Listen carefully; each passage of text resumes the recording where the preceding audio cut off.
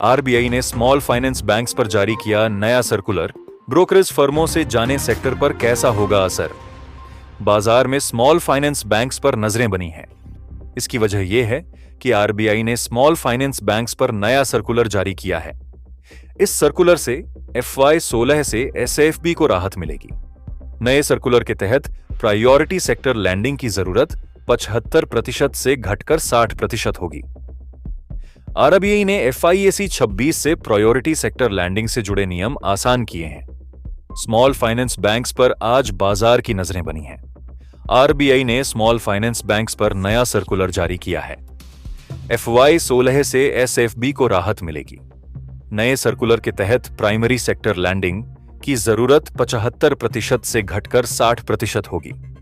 RBI ने FY से priority sector lending से जुड़े नियम आसान किए हैं। PSL का एडिशनल कंपोनेंट 25% के बजाय 20% होगा। आरबीआई का कहना है कि कुल PSL की जरूरत भी 75% से घटकर 707% होगी, 60% होगी। SFBs को प्रायोरिटी सेक्टर को कम लोन देना होगा। इसके बाद इस सेक्टर के कुछ स्टॉक्स पर ब्रोकरेज ने अपनी रिपोर्ट जाहिर की है।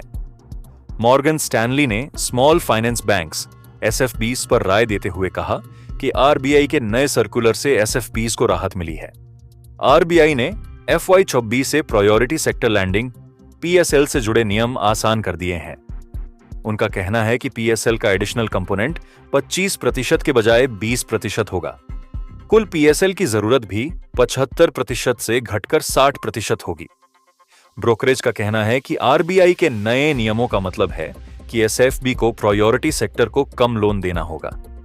इन्होंने आरबीआई के सर्कुलर को स्ट्रक्चरल पॉजिटिव बताया है। इससे लॉन्ग टर्म में ग्रोथ की रफ्तार और बेहतर हो सकेगी।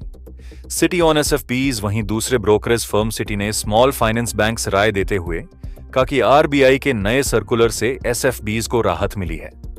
नए सर्कुलर से FY 26 से प्रायोरिटी सेक्टर लैंडिंग PSL से जुड़े नियम आसान हुए हैं।